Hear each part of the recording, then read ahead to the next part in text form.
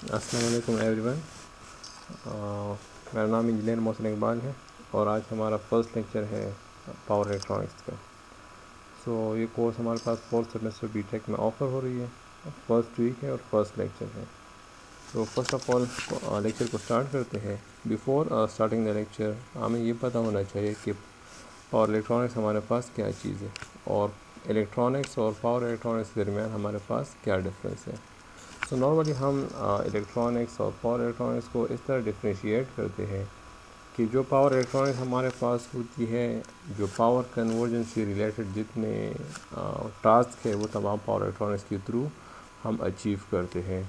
और normally electronics हमारे पास जो लो वोल्टेज सर्किटरी होती है, जो हमारे पास एक ही वोल्टेज पे ऑपरेट करती है, फॉर एग्ज़ाम्पल 5 वोल्ट्स और 10 वोल्ट्स या 12 वोल्ट्स पे ऑपरेट करती है डीसी पे, तो उसको हम इलेक्ट्रॉनिक्स कैटेगरी में डिवाइड करते हैं। मतलब वहाँ पे कोई पावर कन्वर्जन हमारे पास नहीं होती। तो जो एक ही वोल्टेज पे ऑपरेट करते हैं उसको हम इलेक्ट्रॉनिक्स कैटेगरी में रखते हैं। लेकिन जहाँ पर हमारे पास पावर कन्वर्जन की बात आती है एक फॉर्म से दूसरी फॉर्म में, तो उसको हम पावर इलेक्ट्रॉनिक्स कैटेगरी में से उसको वो हमारे पास पावर इलेक्ट्रॉनिक्स कैटेगरी में आती है। आज का हमारा जो लेक्चर है वो है कि उसमें से हम क्या क्या स्टडी आउट करेंगे। फर्स्ट ऑफ ऑल हम ये स्टडी आउट करेंगे कि पावर इलेक्ट्रॉनिक्स हमारे पास उसकी डिफिनीशन क्या है, हिस्ट्री क्या है, कहाँ से हमारे पास इनिशियली ये स्टार्ट हो गई और लेटर ऑन इसमें से कौन कौन सी इम्प्रूवमेंट्स वगैरह आ गई। फिर इसकी एप्लीकेशन देखेंगे कि ये हमारे पास कहाँ कहाँ पर इस्तेमाल हो रही है।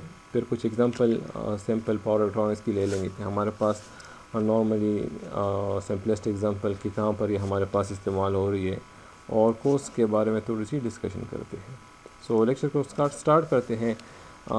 फर्स्ट ऑफ ऑल हमारे पास पावर इलेक्ट्रॉनिक्स क्या चीज़ है। पावर इलेक्ट्रॉनिक्स को नॉर्मली हम इस तरह डिफ़ाइन करते हैं कि it's deal with study of power conversion from one form to other form by using semiconductor devices. Mean कहने का मकसद ये है कि जब भी हम पावर को एक फॉर्म से दूसरे फॉर्म में कन्वर्ट करेंगे, लेकिन ये कन्वर्जन जो पावर की होगी एक फॉर्म से दूसरे फॉर्म में, ये होगी हमारे पास सेमीकंडक्टर डिवाइसेस के थ्रू। ऐसे पावर कन्वर्जन को हम कहते हैं पावर इलेक्ट्रॉनिक्स।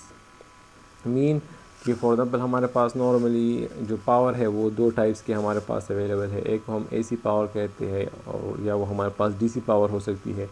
अगर हम इसको कन्वर्ट करेंगे तो भी हम इसको एसी में कन्वर्ट कर सकते हैं या हम इसको डीसी में कन्वर्ट कर सकते हैं।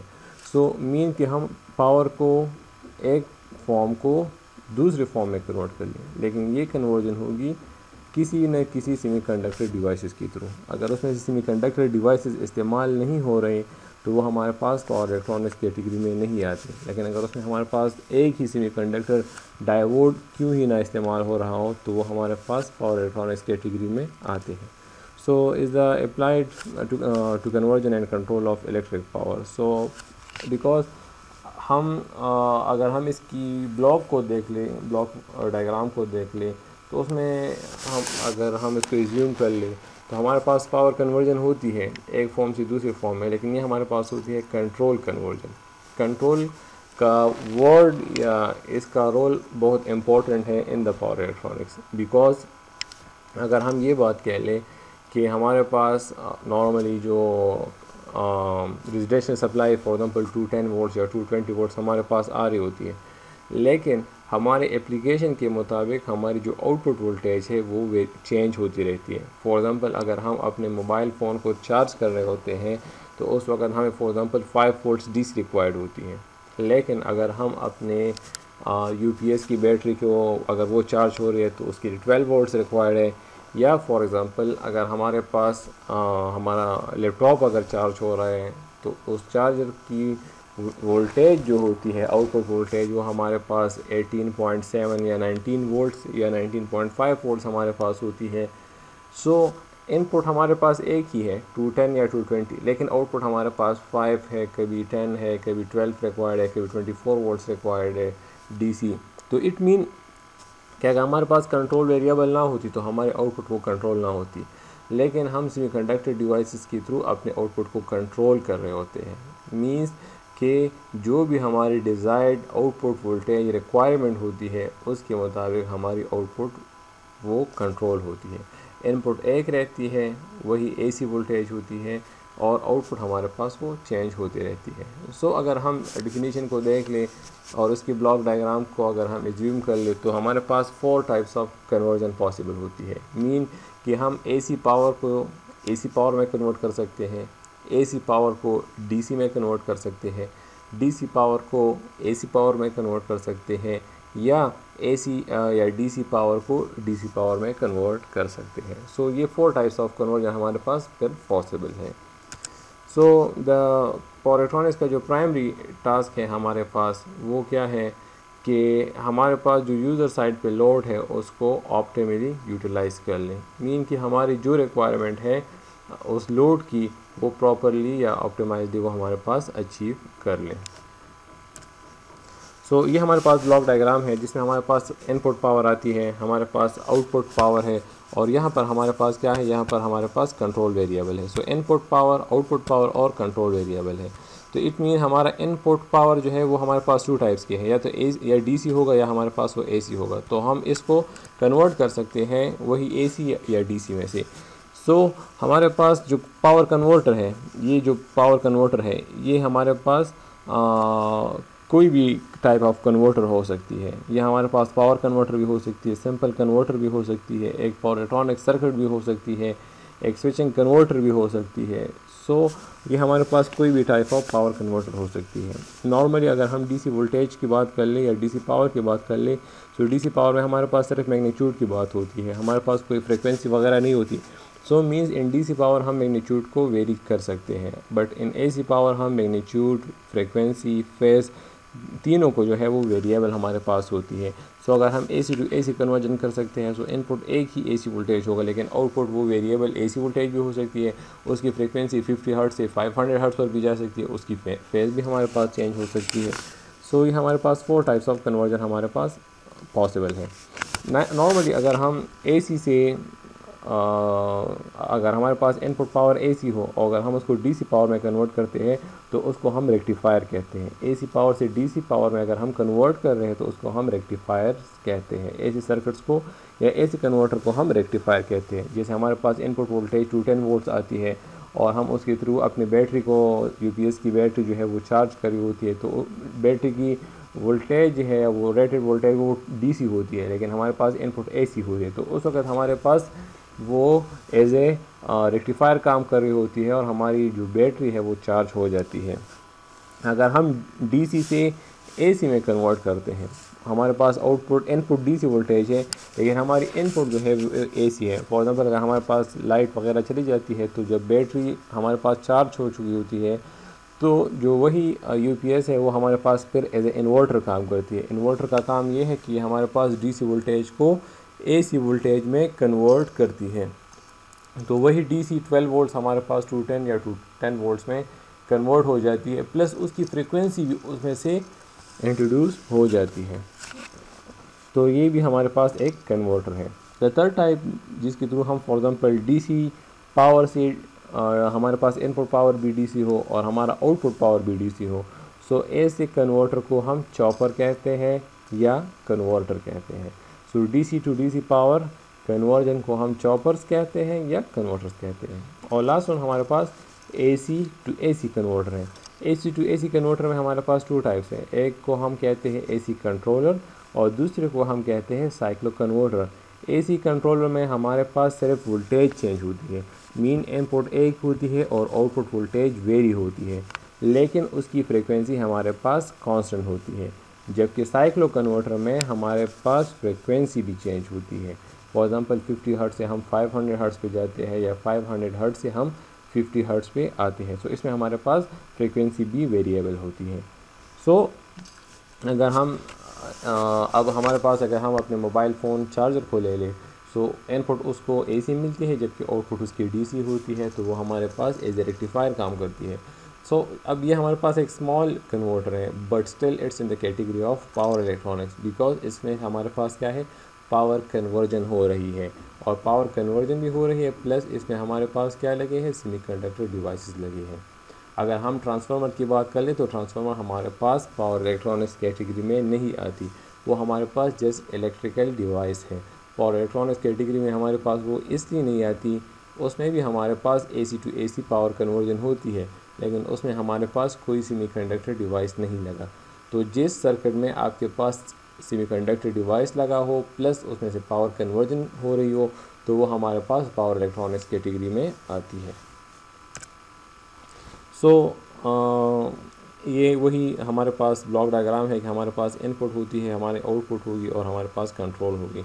अब कंट्रोल जिसको हम रेफरेंस कहते हैं, that is the important component, because control के थ्रू हमारी आउटपुट क्या होती है, वो हमारी डिज़ायर्ड आउटपुट हमें अचीव होती है। फॉर एग्जांपल हमारे पास इनपुट है और इस वक्त हम मोबाइल फ़ोन को चार्ज कर रहे होते हैं, सो हमारा आउटपुट वोल्टेज जो है वो 5 वोल्ट्स पे होना चाहिए। सो कंट्रोलर हमारे वोल्टेज को क्या कर लेती है, 5 वोल्ट्स पे वो रेफरेंस एज ए रेफरेंस रख लेती है और उसके थ्रू हमारे पास आउटपुट कंट्रोल होती है। अगर हम किसी दूसरी एप्लीकेशन के लिए इसको इस्तेमाल कर रहे होते हैं तो उस एप्लीकेशन के मुताबिक हमारी आउटपुट कंट्रोल होती है। तो power electronics in the block diagram हमारे पास 3 मेन कंपोनेंट्स हैं। एक हमारा इनपुट आउटपुट होगा, दूसरा हमारा कंट्रोल होगा, तीसरा हमारा पावर कन्वर्टर होगा। बिकॉज पावर कन्वर्टर के थ्रू हमें पता चलेगा कि हमारा इनपुट आउटपुट का क्या रिलेशन है। अगर हमारा पावर कन्वर्टर रेक्टिफायर है, या वो इन्वर्टर भी हो सकता है, वो साइक्लो कन्वर्टर भी हो सकता है, या वो चॉपर भी हो सकता है। सो इसके मुताबिक हमारा इनपुट आउटपुट चेंज होगा। प्लस कंट्रोल के थ्रू हमारा जो आउटपुट है वो जो है वो इफेक्ट होता जाएगा, उसके मुताबिक वो चेंज होता जाएगा। सो अगर हम इसकी बात कर ले कि ये हमारे पास एक सोर्स लगा है जहाँ से हमारे इनपुट पावर आती है, VI is the input voltage, II is the input current, और यहाँ पर हमारे पास पावर कन्वर्टर लगा है, तो ये हमारे पास आउटपुट पावर आती है जो हमारी लोड की रिक्वायरमेंट, यहाँ पर हमारे पास कोई लोड वगैरह लगा है, फॉर एग्जांपल इलेक्ट्रिक मोटर है या लाइट्स है या हीटिंग सिस्टम है या कोई और चीज़ हमारे पास वो लगा है। सो पावर इलेक्ट्रॉनिक्स हमारे पास क्या करती है, ये इंश्योर करती है कि हमारे जो कन्वर्टर हमारा जो पावर कंज्यूम कर रहा है वो हमारे इलेक्ट्रिकल लोड्स की जो रिक्वायरमेंट है वो मीट कर ले। मींस कि हमारी फॉर एग्जांपल लोड की रिक्वायरमेंट इस वक्त हमारे पास है, एक इलेक्ट्रिक मोटर है, DC मोटर है, उसकी 12 वोल्ट्स रिक्वायरमेंट है। सो पावर कन्वर्टर ये इंश्योर करेगा कि इसको वही करंट और वही वोल्टेज प्रोवाइड कर ले जो इस लोड की हमारे पास रिक्वायरमेंट है। और वो किस तरह एडजस्ट करेगा, वो एडजस्ट करेगा थ्रू द कंट्रोलर। अगर हमारे पास कोई DC लाइट लगा है या कोई और इस तरह इलेक्ट्रॉनिक्स लगी है जिसकी कुछ और वोल्टेज है, तो उसके मुताबिक हमारा कन्वर्टर जो है उसकी रिक्वायरमेंट मीट करने के लिए कंट्रोलर से हेल्प लेके वही वोल्टेज और वही करंट प्रोवाइड करेगा। सो ये हमारा एक कंज्यूमर साइड का एप्लीकेशन हो सकता है। सो ये विलियम नीवेल्स उन्होंने एक ब्लॉक एक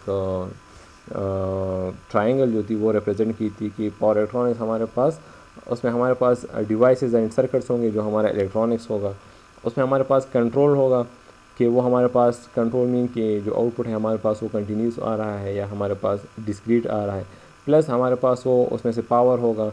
सो पावर मीन कि वो हमारे पास उसमें से जो इक्विपमेंट्स लगे हैं कि वो रोटेटिंग है या वो हमारे पास स्टैटिक्स लगे हैं। मीन कि हमारा जो आउटपुट होगा वो हमारे पास AC हमारे पास आती है या DC आती है। सो ये तीनों एक दूसरे के साथ कनेक्टेड होंगे, इसी के बेस पे हमारा इन तीनों की कम्बिनेशन से हमारे पास पावर इलेक्ट्रॉनिक्स आती है। मीन कि हमारे पास अगर एक पावर इलेक्ट्रॉनिक सर्किट है तो उसमें हमारे पास डिवाइसेस सर्किट्स भी लगे होंगे, ठीक है, इक्विपमेंट्स पावर इक्विपमेंट्स भी लगे होंगे, प्लस उसमें हमारे पास कंट्रोल भी होगा। तो उसके इन तीनों अगर तीनों चीज़ें हमारे पास एक सर्किट में मौजूद है तब जाके हमारे पास वो पावर इलेक्ट्रॉनिक्स कैटेगरी में आएगी। सो पावर इलेक्ट्रॉनिक्स हमारे पास मल्टी डिसिप्लिन में इस्तेमाल होता है, ठीक है, हमारे पास सर्किट्स में इस्तेमाल होता है, पावर सिस्टम में से इलेक्ट्रोमैग्नेटिक्स में, फिजिक्स, इलेक्ट्रॉनिक्स, तो इसके हमारे पास बहुत ज़्यादा एप्लीकेशन है और थ्रू आउट द वर्ल्ड ये हमारे पास इस्तेमाल होती है। आप छोटे से छोटे एप्लीकेशन मोबाइल फ़ोन चार्जर से लेके हाई वोल्टेज DC ट्रांसमिशन तक तमाम जितने चीज़ें हैं ये तमाम हमारे पास पावर इलेक्ट्रॉनिक्स के थ्रू पॉसिबल है। मतलब पावर इलेक्ट्रॉनिक्स के थ्रू हम एक मिली वाट पावर को हम गीगावाट पावर में कन्वर्ट कर सकते हैं। तो इट मीन कि एक simple 5 volts mobile phone charger या 10 वोल्ट्स मोबाइल फ़ोन चार्जर से लेके मेगावाट पावर कन्वर्जन तक, तो ये तमाम चीज़ें हमारे पास तब पॉसिबल थी जब हमारे पास पावर इलेक्ट्रॉनिक्स आ गई। अगर हमारे पास हाई वोल्टेज DC ट्रांसमिशन होती है तो वो भी हमारे पास इसलिए पॉसिबल है कि उसमें से हमारे पास तमाम पावर इलेक्ट्रॉनिक्स इस्तेमाल होता है। तो पावर इलेक्ट्रॉनिक्स हमारे पास almost everywhere in the modern society हमारे पास वो इस्तेमाल होती है, और ये हमारा एक मेजर फ़ीचर है। अगर हम किसी जगह किसी भी डिवाइस को देख लें, किसी भी जगह चले जाए, तो उसमें से ये हमारा एक मेन फ़ीचर है जिसमें हमारे पास ये इस्तेमाल होती है।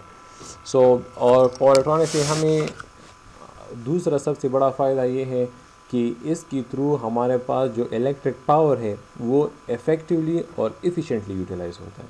मीन कि हमारे पास उसमें से जो पावर लॉसेस हैं वो कम हो जाते हैं, इसकी एफिशिएंसी सबसे ज़्यादा है, पावर इलेक्ट्रॉनिक सर्किट्स की एफिशिएंसी सबसे ज़्यादा होती है। प्लस इसकी जो पावर डेंसिटी है, मतलब इसकी जो पावर डेंसिटी हम इसको कहते हैं कि हमारे पास जो सर्किट की साइज़ है वो हमारे पास मिनिमम होती है। अगर हम एक पावर कन्वर्टर एक पावर कन्वर्टर को अगर आप ले, फॉर एग्जांपल आप मोबाइल फ़ोन को चार्जर को ले, तो उसकी साइज़ कितनी है, एक स्मॉल साइज़ है, लेकिन वो हमारे पास पावर कन्वर्ट कर रही है।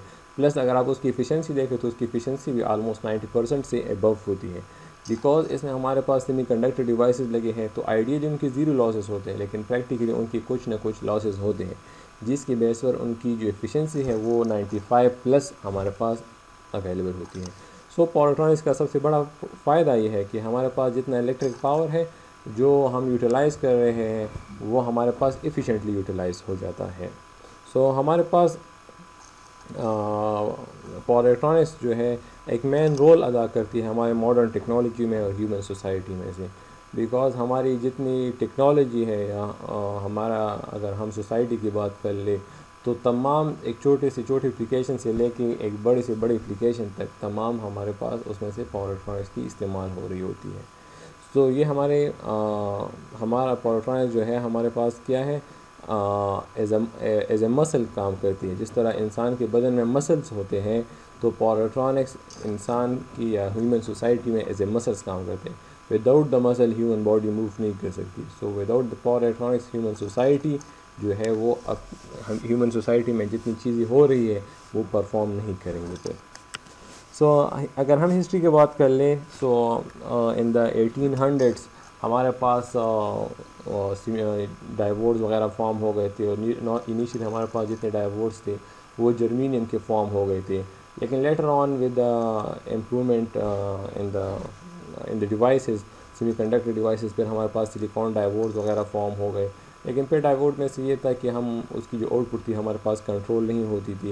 इन द मिड 1970 हमारे पास फिर इन द 1950s हमारे पास थायरिस्टर्स फॉर्म हो गए, जिसमें हमारे पास कंट्रोल फंक्शन आ गई।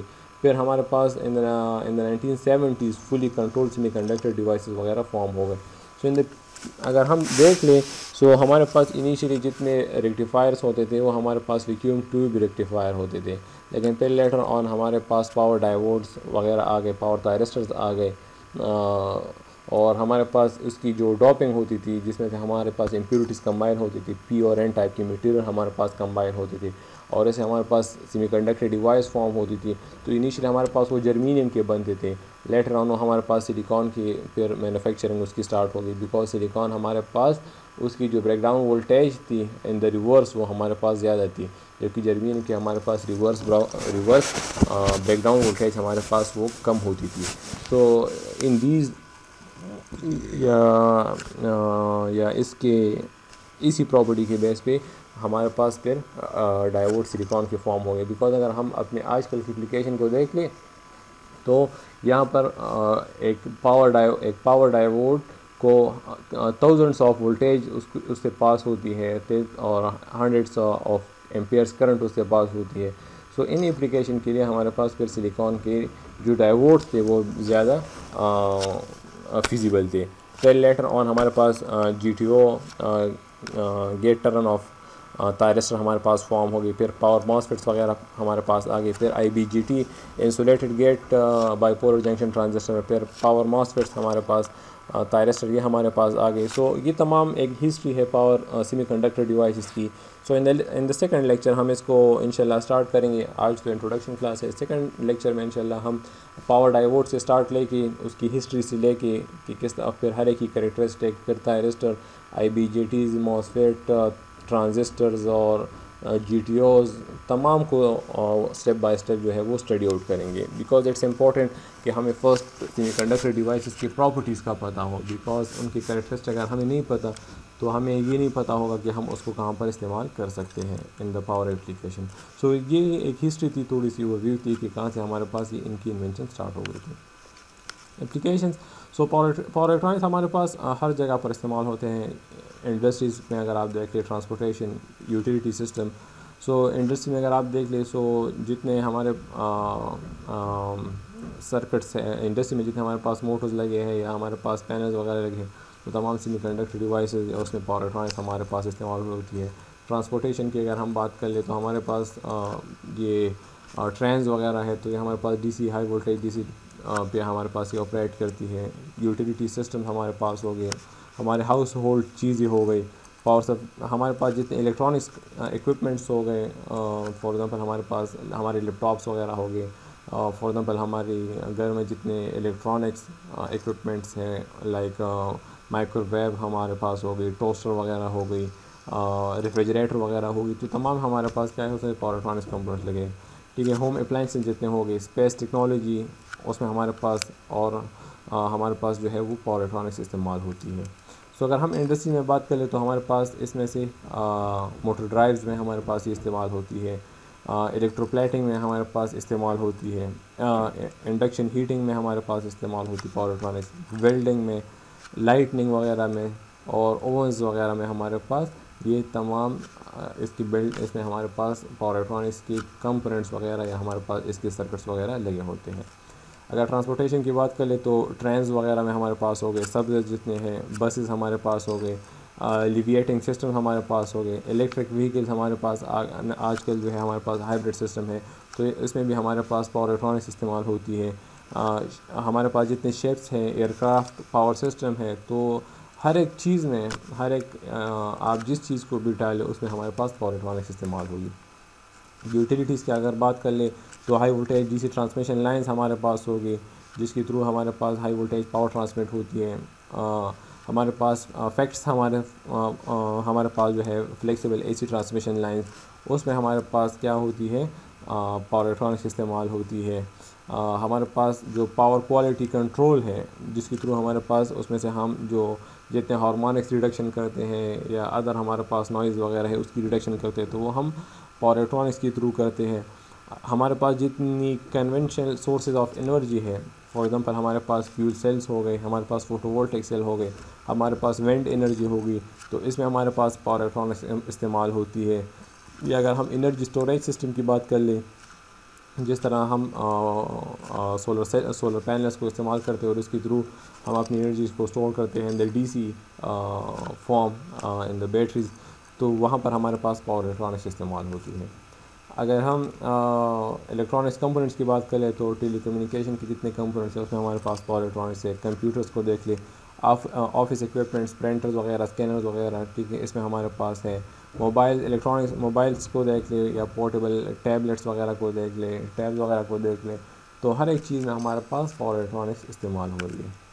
इंडस्ट्रियल रेजिडेंशियल, आप एक घर में से देख ले, सो घर जितने लाइटनिंग है उसमें पावर इलेक्ट्रॉनिक्स है। हीटिंग सिस्टम, एयर कंडीशन के अंदर देख ले पावर इलेक्ट्रॉनिक सर्किट्स लगे हैं।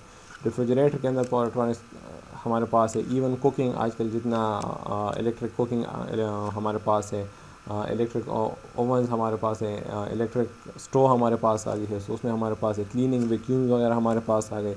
एंटरटेनिंग, जितने हमारे पास टीवी वगैरह है या हमारे पास मल्टीमीडियाज़ वगैरह है या हमारा साउंड सिस्टम वगैरह है, इसमें हमारे पास इलेक्ट्रॉनिक्स या पावर इलेक्ट्रॉनिक्स इस्तेमाल होती है।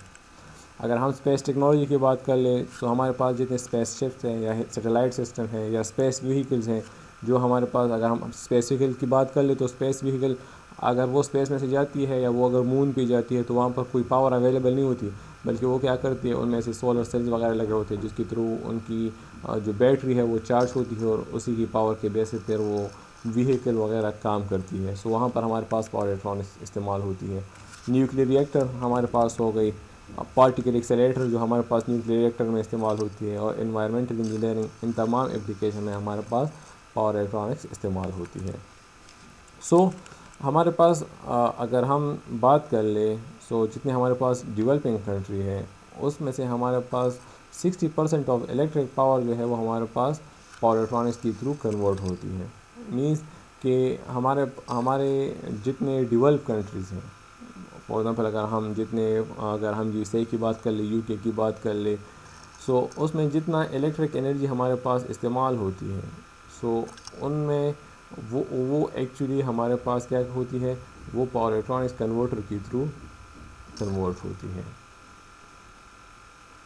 सो पावर इलेक्ट्रॉनिक्स कन्वर्टर इसलिए वहाँ पर इस्तेमाल होते हैं कि वो हमारे पास ऑलरेडी हमने ये बात कर ली कि वो हमारे पास इफ़िशेंट होते हैं, प्लस हमारे पास उनकी जो पावर डेंसिटी होती है वो मिनिमम होती है।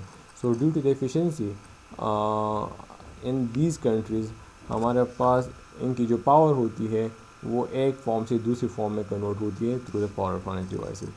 सो पावर इलेक्ट्रॉनिक्स की जो मेजर कंट्रीब्यूशन है वो हमारे पास क्या है, एक तो हमारे पास बेटर कंट्रोल है, कि दूसरा हमारे पास पावर सप्लाई की जो परफॉर्मेंस है वो हमारे पास अच्छी है।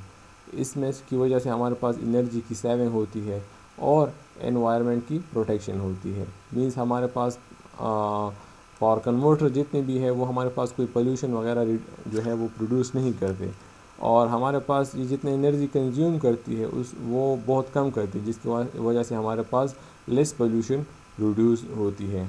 और हमारे पास जितने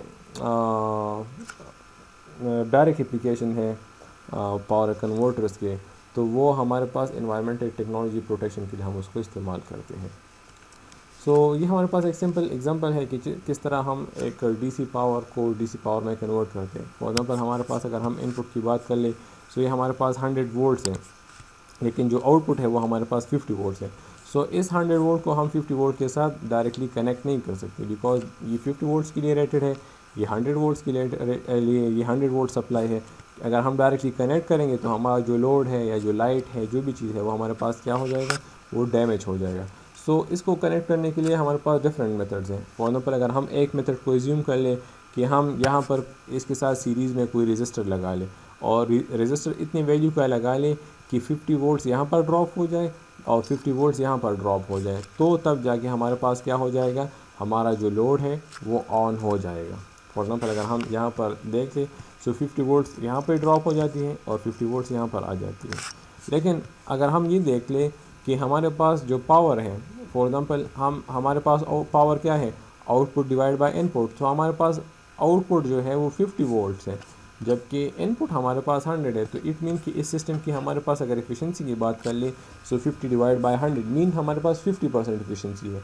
मतलब 50% पावर हमारे पास वो लॉस हो रहा है, प्लस 50% पावर हमारे पास क्या है, वो यूटिलाइज हो रहा है। लेकिन अगर ये बात होती कम पावर के लिए, कम वोल्टेज के लिए, फॉर एग्जांपल अगर हम 100 वोल्ट्स की बात कर ले, सो 50 वाट उसमें से लॉस होगा, और जबकि 50 वाट हमारे पास वो यूटिलाइज होगा, तो ये कम है। लेकिन अगर ये पावर हमारे पास ज़्यादा हो, फॉर एग्जांपल हमारे पास 10,000 वाट का पावर हो, तो इट मीन कि 5000 वाट पावर क्या होगा, वो हमारे पास लॉस होगा, जबकि 5000 पावर हमारे पास वो यूटिलाइज हो रहा है। सो अब 5000 पावर अगर वो लॉस हो रहा है, तो ये हमारे पास बहुत ज़्यादा एक्सेसिव पावर लॉसेज हैं।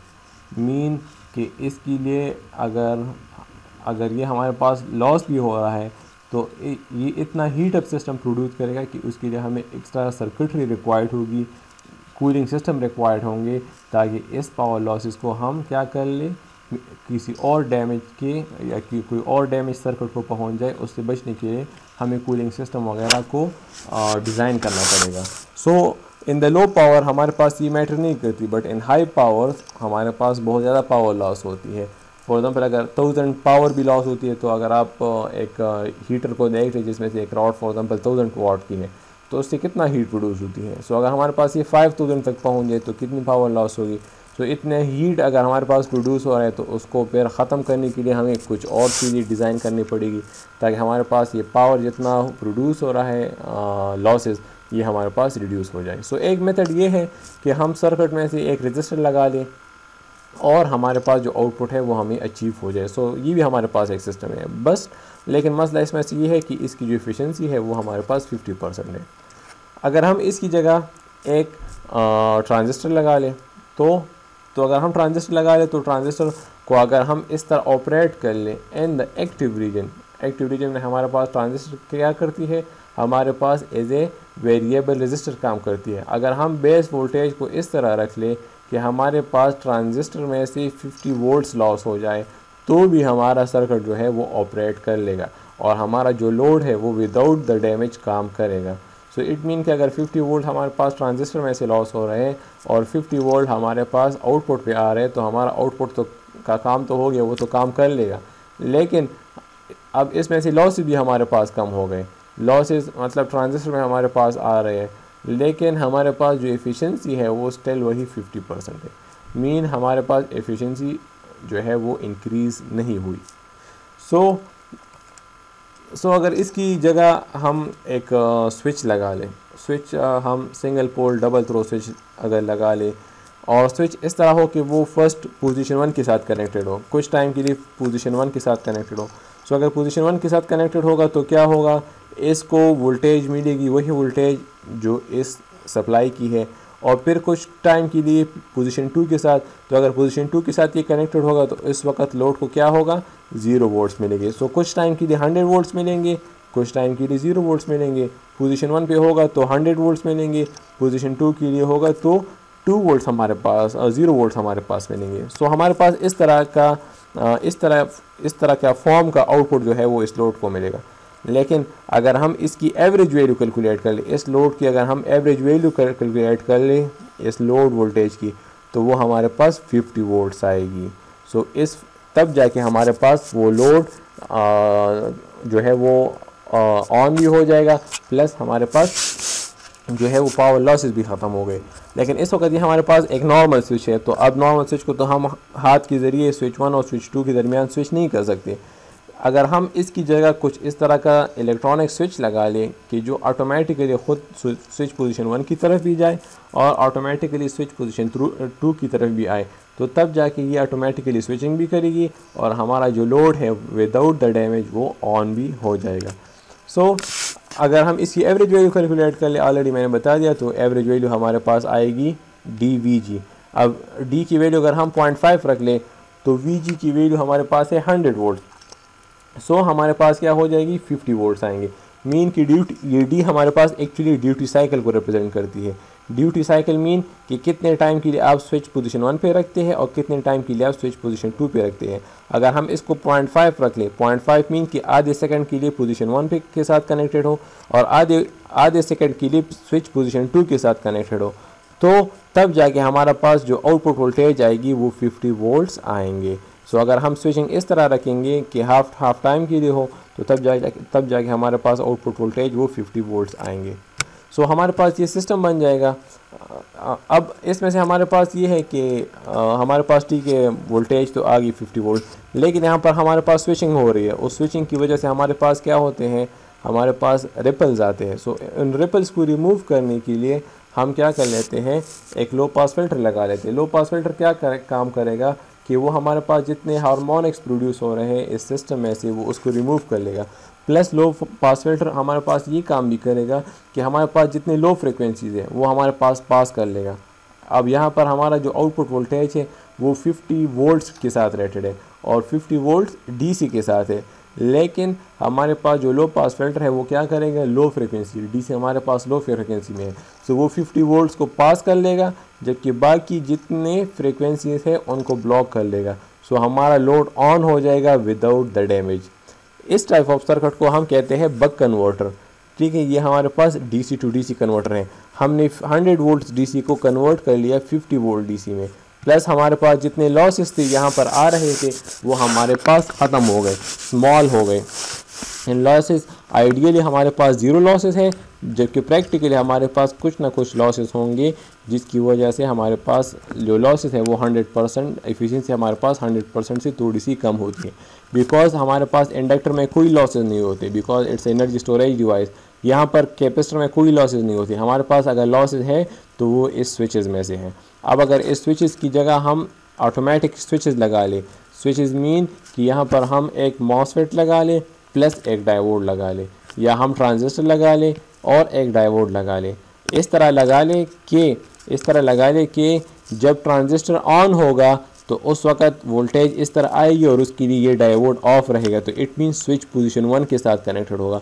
और जब ट्रांजिस्टर ऑफ हो जाएगा, मीन कि अगर हमने फर्स्ट ऑन करने के लिए बेस पे करंट दिया तो ट्रांजिस्टर ऑन हो जाएगा, फिर बेस पर करंट 0 दिया तो ट्रांजिस्टर हमारे पास क्या हुई, ऑफ हो गई। तो फिर क्या होगा, इन द स्विच जब पोजीशन 2 पे होगा, उसकी वजह से हमारे पास इंडक्टर एनर्जी स्टोरेज डिवाइस है, इसकी प्रॉपर्टी ये है कि ये करंट को उसी डायरेक्शन में से फ्लो करता है जिस डायरेक्शन में इससे करंट पहले पास हो रही होती है। सो करंट की डायरेक्शन इस वक्त यहाँ से इस डायरेक्शन में से है, तो उस करंट की डायरेक्शन की वजह से ये डायोड ऑन हो जाएगा। सो जिस वक्त ट्रांजिस्टर ऑन होगा तो डायोड ऑफ होगा, और जिस वक्त ये ऑफ होगा तो डायोड ऑन हो जाएगा due to the inductor current. So हमारा जो नॉर्मल स्विच है वो इलेक्ट्रॉनिक स्विच से क्या हुआ, रिप्लेस हो गया। और इस ट्रांजिस्टर को या इस मॉसफेट को हम पल्स विद मॉड्यूलेटर, इसको इस टाइप की इनपुट मिलती है। तो यहाँ पर ये ऑन होगा, ये ऑफ होगा, ये ऑन होगा, ये ऑफ होगा, और इसकी जो ड्यूरेशन है उसको हम चेंज कर सकते हैं। उसके मुताबिक हमारी आउटपुट जो है वो क्या होगी, वो चेंज होती जाएगी। सो इस टाइप ऑफ सर्किट को हम कहते हैं बक कन्वर्टर, जिसमें से हम डीसी वोल्टेज को डीसी वोल्टेज में कन्वर्ट करते हैं, लेकिन इनपुट वोल्टेज ज़्यादा होती है और आउटपुट वोल्टेज कम होती है। तो इट मीन कि इसको हम स्टेप डाउन कन्वर्टर भी कह सकते हैं। सो इसकी सर्किट की अगर हम बात कर ले तो इसकी जो एफिशिएंसी है वो 100% है। अगर आइडियली 100% है, बट प्रैक्टिकली थोड़ी सी फॉर एग्जांपल 95% है।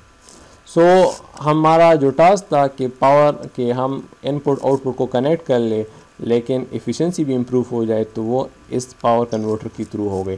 सो पावर इलेक्ट्रॉनिक्स का हमारे पास ये फ़ायदा है। सो अब पावर इलेक्ट्रॉनिक्स में से हम अगर एफिशिएंसी को इम्प्रूव करना चाहते हैं, तो एफिशिएंसी को इम्प्रूव करने के लिए हमें क्या करना होगा, सेमीकंडक्टर डिवाइसेस लगाने होंगे। बिकॉज सेमीकंडक्टर डिवाइसेस हमारे पास क्या है, उनकी जो एफिशिएंसी है वो, उनमें से जो लॉसेस है वो मिनिमम होते हैं। प्लस हमारे पास हमने ये करना होगा कि हमें पावर डेंसिटी की चाहिए। पावर डेंसिटी मीन कि हमारे पास जो पावर कन्वर्टर होगा उसमें से उसकी जो वॉल्यूम है वो कम होगी, उसकी वेट कम होगी और उसकी कॉस्ट कम होगी।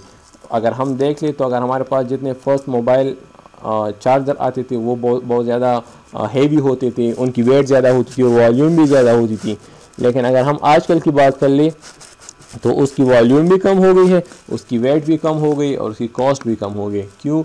With the passage of time हमारे पास उसकी पावर इलेक्ट्रॉनिक्स में से इतनी इम्प्रूवमेंट आ गई कि उन्होंने इफ़िशेंट पावर कन्वर्टर डिज़ाइन कर लिया, जिसकी एफिशिएंसी भी अच्छी है, उसकी वॉल्यूम भी कम है, उसकी वेट भी कम है और उसकी कॉस्ट भी कम है। सो जब भी आप एक पावर कन्वर्टर को डिज़ाइन करेंगे, सो पावर कन्वर्टर में से हम दो बातों को देखेंगे, एक कि उसकी एफिशिएंसी हमारे पास अच्छी हो और दूसरी कि उसकी पावर डेंसिटी मीन कि उसकी वॉल्यूम कम हो, उसका वेट कम हो और उसकी कॉस्ट कम हो।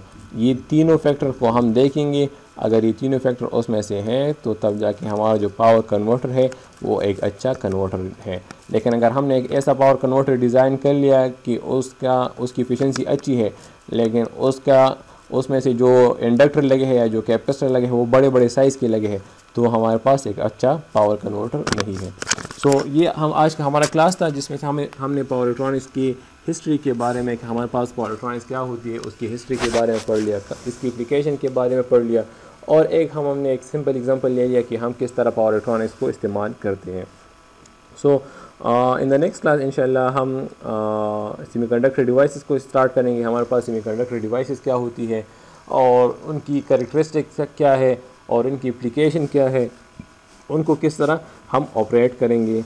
तो ये तमाम चीज़ें इंशाल्लाह इन द अदर क्लासेस वो हम स्टडी आउट करेंगे। So thank you very much for the time.